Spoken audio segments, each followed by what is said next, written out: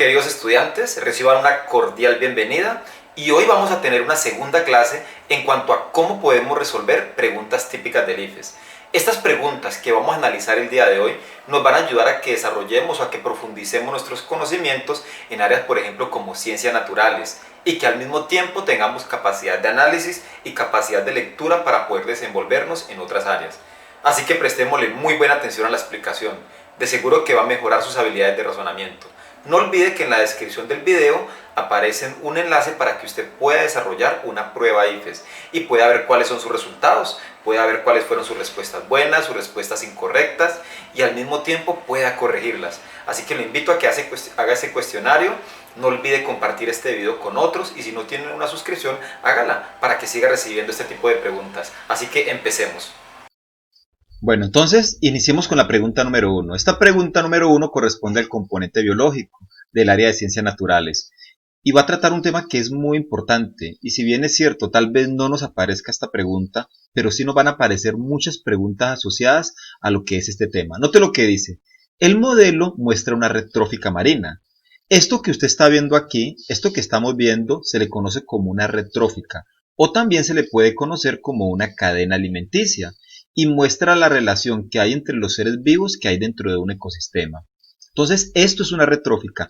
Antes de resolver la pregunta, es bueno que conozcamos primero cuáles son todos los componentes que hay dentro de una red trófica. De esa forma podemos resolver cualquier pregunta que esté asociada a este tema y que no sea necesariamente la misma. Entonces, el primer componente en una red trófica son los organismos productores. ¿Quiénes son los organismos productores? Son aquellos organismos como las plantas, por ejemplo, y el fitoplancton que se encargan de hacer la fotosíntesis. Al hacer la fotosíntesis son capaces de producir su propio alimento y el de otros seres vivos.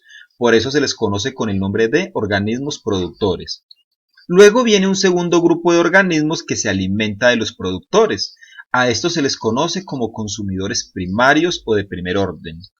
Se conocen también como herbívoros porque se van a comer a la vegetación. También se les puede conocer como herbívoros. Después tenemos a los consumidores secundarios. Los consumidores secundarios también reciben el nombre de carnívoros porque se alimentan de la carne de otros organismos vivos. Y por último tenemos aquí los consumidores terciarios que se comen a los consumidores secundarios. A los productores se les conoce como autótrofos porque son capaces de elaborar su propio alimento, pero a los consumidores se les va a conocer como heterótrofos porque deben de tomarlo de otra fuente, no lo pueden fabricar ellos mismos. Teniendo en cuenta lo anterior, vamos a analizar entonces ahora sí la pregunta. Dice, la pesca indiscriminada de varias especies de atún, estamos hablando de este organismo que tenemos acá del atún, ha llevado a las organizaciones ambientales a implementar estrategias para impedir su extinción. Con base en la información anterior, ¿qué le sucedería al ecosistema marino a mediano plazo si se extingue el atún? Entonces vamos a ver las opciones. La opción A dice, disminuiría las poblaciones de pez loro debido al aumento de su principal depredador. Vamos a ver si este enunciado es correcto. Dice que va a disminuir la población del pez loro. Entonces, vamos a ver si es cierto que eliminando al atún disminuye la población de pez loro. Resulta que el atún se alimenta del calamar y el calamar se alimenta del pez loro. Quiere decir eso que si quitamos al atún, el calamar pierde a su depredador. Al perder a su depredador va a aumentar el número de calamares. Y eso traería una consecuencia a mediano plazo, y es que la cantidad de pez loro empiece a disminuir al aumentar su depredador. O sea que podemos decir que la respuesta A es una respuesta correcta. Sin embargo, vamos a leer la respuesta B. Dice, aumentarían las poblaciones de tiburones. Esto es falso. Si quitamos al atún, el tiburón no tendría de qué alimentarse, antes disminuiría. La respuesta C dice, aumentaría la cantidad de zooplancton. Eso pudiera pasar a largo plazo. Claro, aumenta la cantidad de calamar. Al aumentar la cantidad de calamar, disminuye la cantidad de pez loro y no habría quien se consuma, en este caso, al fitoplancton y a los pastos marinos, o sea que estos pudieran aumentar. Pero eso ocurriría solo a largo plazo. Entonces no sería la respuesta correcta porque mire que el problema me dice a mediano plazo. La D dice, disminuiría la cantidad de productores porque aumentarían los consumidores primarios. Resulta que en este caso el que estamos quitando es un consumidor secundario, no un consumidor primario. Entonces, por esa razón, la respuesta en este caso es la respuesta A. Bueno, pasemos entonces a la siguiente pregunta. La pregunta número 2 dice, en un metal que pierde electrones, la cantidad de protones es mayor que la de electrones, y por tanto la carga total es positiva y se representa con signo positivo. Entonces, antes de que nosotros podamos estudiar esta pregunta, vamos a mirar un poco cuáles son las partículas que tienen los elementos y que hace que hayan partículas que se pongan positivas y otras negativas. Para eso veamos este ejemplo del átomo. Mira, aquí tenemos un átomo. En este caso el átomo en su núcleo, en la parte central, como usted lo ve aquí, el núcleo, está conformado por los neutrones que no tienen carga, los que están aquí en azul, y los protones que tienen carga positiva. Los electrones se encuentran en la corteza. Resulta que en un átomo los protones y los neutrones ni se ganan ni se pierden. Eso solo puede ocurrir en un reactor nuclear. Lo que sí se va a ganar o a perder son los electrones que están por fuera, los que tienen carga negativa. Y precisamente por estar por fuera es más fácil ganarlos o es más fácil perderlos. ¿Qué ocurre? Cuando un elemento gana un electrón, está ganando una carga negativa. Quiere decir que si un átomo se gana un electrón, va a quedar negativo. Originalmente los átomos tienen la misma cantidad de cargas negativas que positivas, pero cuando ganan un electrón quedan negativos porque estamos recibiendo una carga negativa. Si perdemos un electrón vamos a quedar positivos, porque ahora ya tendríamos más cargas positivas que negativas si perdiéramos un electrón. Entonces, eso es lo que nos dice el problema. En un metal que pierde electrones, como usted puede ver aquí en el enunciado, la cantidad de protones es mayor que la de electrones. ¿Sí nota? Por eso la carga es positiva. Al haber más partículas positivas, entonces habrán una carga positiva, si hay más positivos que negativos. Dice, se tienen dos esferas metálicas idénticas. Entonces vamos a ubicarnos en la gráfica. Estas son las esferas, mire, son las únicas esferas que tenemos en el problema. Entonces, tenemos dos esferas. Dice, una esfera 1 inicialmente, como estamos hablando inicialmente, tiene que ser en este momento. Esta es la primera gráfica, antes del contacto. Entonces, inicialmente dice que tiene carga positiva. ¿Sí nota? Y otra esfera 2 inicialmente se encuentra neutra. Neutra quiere decir que no es ni positiva ni es negativa. Ni le sobran cargas positivas ni le sobran cargas negativas. Dice, al ponerlas en contacto y luego separarlas, entonces ya tenemos acá el segundo estado, se observa que las dos esferas quedan con carga más, o sea, todas dos quedan positivas, pero ya no es una carga positiva, sino un medio. Si nota ese 2, un medio positiva, como muestra la figura. Entonces tenemos antes del contacto, la esfera 1 tiene una carga positiva, la 2 es neutra, pero después del contacto, mire que ya ambas van a tener media carga positiva. Con base en la información anterior, ¿qué sucedió al poner en contacto las esferas? Entonces vamos a mirar. En este caso podemos descartar algunas respuestas. Mire, por ejemplo, podemos descartar la respuesta B y la respuesta D. ¿Cuál es la razón por la que las descartamos? Aquí dice que de la esfera 2 pasaron protones hacia la 1. Recordemos que los protones ni se ganan ni se pierden, ellos son estables. Los que se van a mover son los electrones. Por eso podemos descartar estas dos, porque en ambas dice que pasaron protones. Entonces estamos entre la A y la C. La C dice, de la esfera 1 pasaron electrones hacia la 2. Como quien dice, de aquí pasaron electrones hacia acá. Mire, la esfera 2 está neutra. Si hubiera pasado un electrón, esta esfera hubiera quedado con una carga negativa. ¿Sí nota? Y mire que aquí no tiene ninguna carga negativa. Por eso no puede ser la respuesta. Entonces vamos a descartarla. La respuesta dice, de la esfera 2 pasaron electrones hacia la 1. Efectivamente, de la esfera 2 pasaron electrones. Por eso al pasar electrones hacia acá, note que ella tomó una carga positiva. Si pierde electrones, debe tomar una carga positiva. Eso pasa cuando se pierden partículas negativas. Entonces la respuesta correcta es la respuesta A. Bueno, vamos entonces ahora con la tercera pregunta. Esta tercera pregunta tiene que ver con el tema de ondas. Y es un tema muy importante porque el IFES de una forma u otra siempre aborda este tipo de preguntas con el conocimiento de ondas. Vamos a prestarle buena atención y así vamos a poder resolver preguntas que se asocian a este mismo tema. Note lo que dice. Una onda de luz se mueve hacia un vaso de vidrio que contiene agua, como lo muestra la siguiente figura. Tenemos entonces aquí la onda de luz. Recordemos que tanto el sonido como la luz son fenómenos ondulatorios de la materia, porque se representan, como usted ve aquí, por medio de ondas. Entonces la onda de luz atraviesa el vaso de agua. Note lo que me dice ahora el problema. Se espera que la longitud de onda de luz sea menor en el vidrio, el material más denso. Dice que será mayor en el aire, que es el material menos denso, y tenga un valor intermedio en el agua, que es el material, dice allí, más denso que el aire y menos denso que el vidrio. Si se quiere ver el comportamiento de la onda al entrar en el vaso y salir de este, ¿cuál de las siguientes gráficas representa mejor la longitud de onda de la luz en los tres materiales? Para nosotros poder comprender esta pregunta, es importante que primero entendamos qué es una onda y cuáles son algunas de sus características. Como en el problema me están preguntando que cuál representa mejor la longitud de onda, es importante que conozcamos en qué consiste una longitud de onda. Entonces, para eso miremos el siguiente gráfico. Aquí tenemos una onda. Note que en la onda estamos representando algunas de sus partes más importantes. Por ejemplo, la parte más alta, el punto máximo de una onda, recibe el nombre de cresta. Acá tenemos dos crestas y la parte más baja recibe entonces el nombre de valle.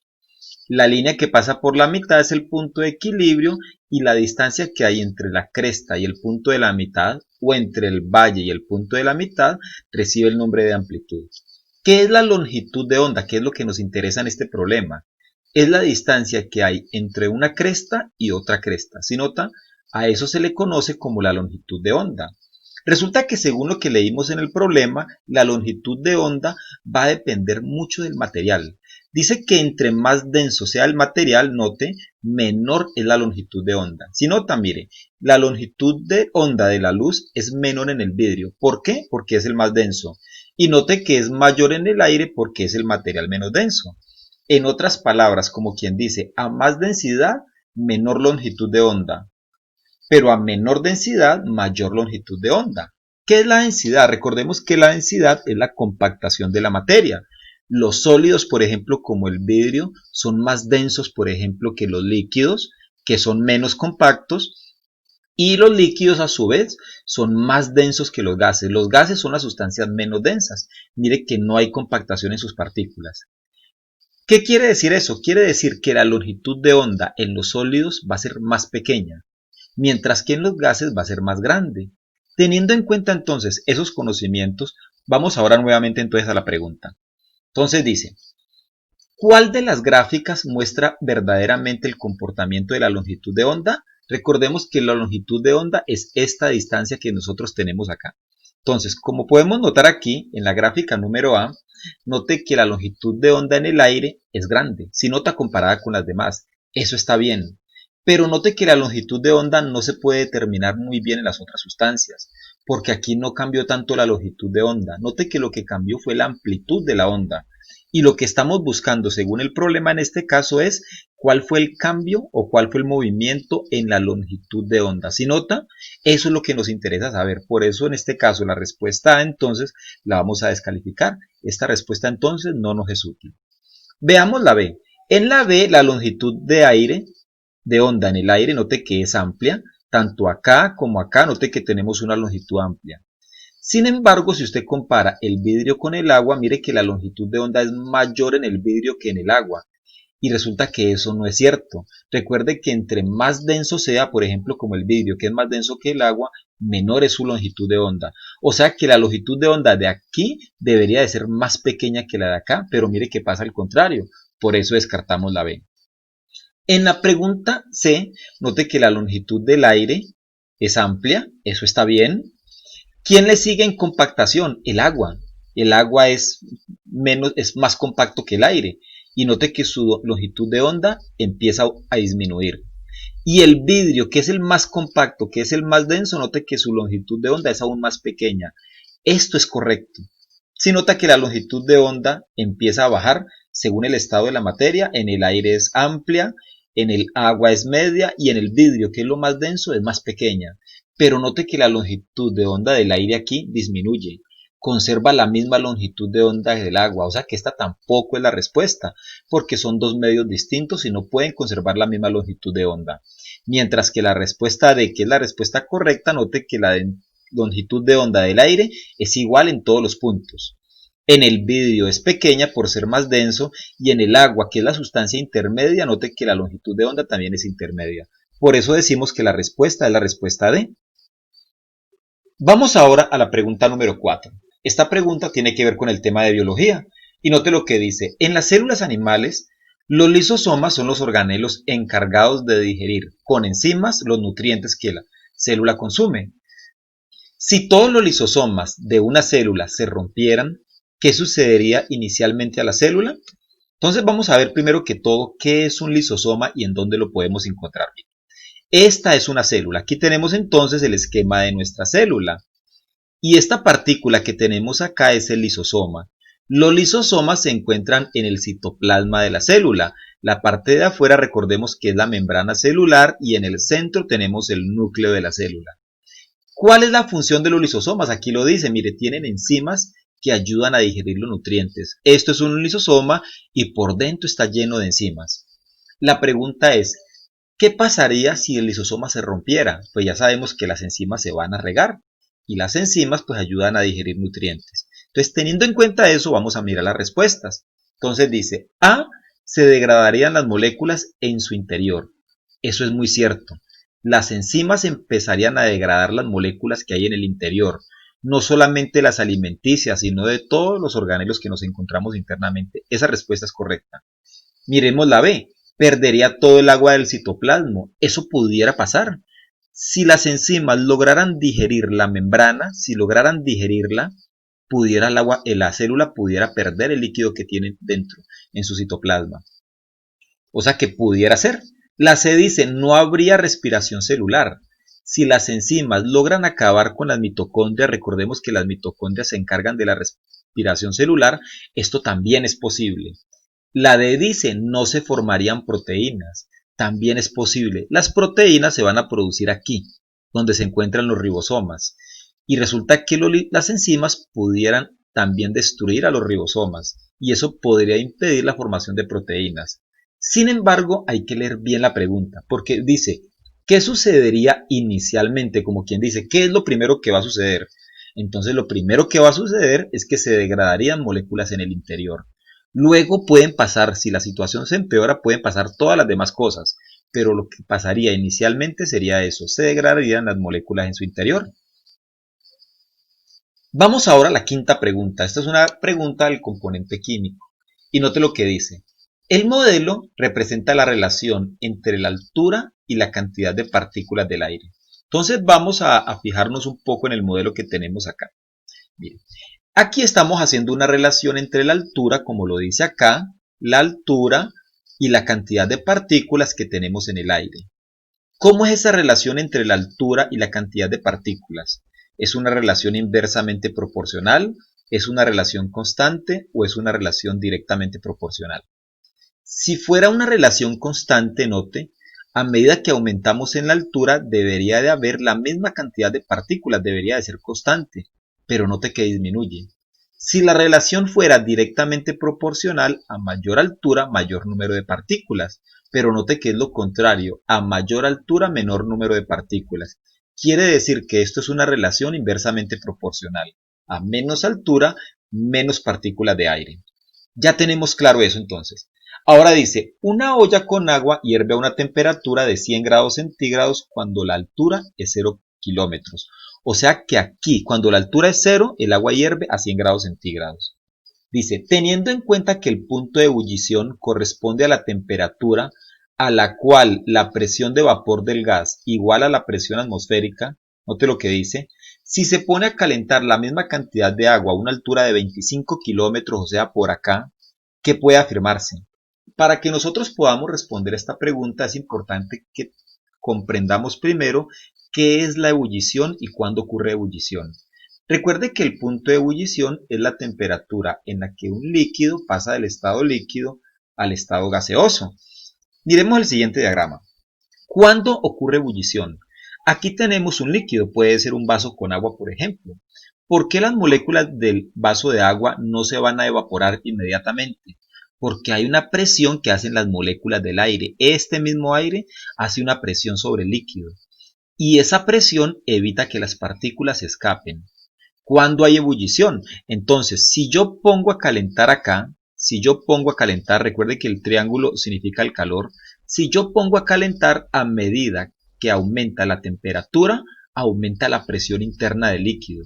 Cuando la presión interna del líquido iguale a la presión atmosférica, que es la presión externa de todas estas partículas, en ese momento nuestro líquido empezará a evaporarse. En una ciudad que se encuentra a 0 kilómetros, como dice el problema, ¿a qué temperatura ocurre este fenómeno? Que la presión interna del líquido, del agua, iguale a la presión externa o a la presión atmosférica de las partículas de aire. Dice que eso ocurre a 100 grados centígrados. Pregunta, ¿qué pasa si me voy a una altura de 25 grados centígrados? Para eso debemos de preguntarnos, ¿cómo es la presión a una altura de 25, kilómetros? ¿Cómo sería la presión a 25 kilómetros? ¿Mayor o menor? Si usted nota 25 kilómetros hay menos cantidad de partículas. O sea que habrían menos partículas aquí, eso quiere decir que habría menos presión atmosférica. Por lo tanto, es más fácil la ebullición en la parte alta que en la parte baja. Porque al haber menos partículas es más fácil que el líquido iguale la presión externa. O sea, ¿qué quiere decir? Que ¿cómo sería la presión entonces? Miremos. ¿O cómo herviría el agua? Dice A. Hierve a una temperatura menor que 100 grados centígrados porque es menor, porque la presión es menor en esa altura. Esta es la respuesta correcta. Si aquí hierve a 100 grados centígrados y aquí a una altura de 25 kilómetros, si a esta altura hay menos presión, quiere decir que el agua va a hervir más rápido, no necesita llegar a 100 grados centígrados. Esa es la respuesta correcta. Descartemos las otras. B, hierve a una temperatura mayor que 100, no porque la presión es menor, entonces no podría ser. Tendría que ser en un lugar donde hubiera más presión y allá en la altura hay menos presión. Nunca hierve, entonces sí va a hervir. Dice aquí, porque en esta altura hay muy poca cantidad de aire, al contrario, hierve más rápido, hay menos aire haciendo presión. D, se congela. En este caso, el congelarse no va a depender necesariamente en este caso de la presión, va a depender más de la temperatura que de la presión. Entonces la respuesta que tenemos es la A. Y de esa forma entonces hemos analizado el día de hoy 5 preguntas. Espero el tema haya sido claro. Recuerde que aquí lo importante, más que resolver preguntas, es conocer el tema. Cosa que si me preguntan algo similar, pero de otra forma o en otro problema, lo podamos resolver. Espero que estas diapositivas, este video haya sido de su agrado, que haya comprendido el tema. Estos temas le van a ayudar no solamente en ciencias naturales, le ayudará a comprender cualquier área del conocimiento, ya que estamos analizando relaciones, números y estamos viendo textos. Entonces no olvide compartir, no olvide dar me gusta y esperemos entonces un nuevo video donde aprenderemos a resolver más preguntas tipo IFES.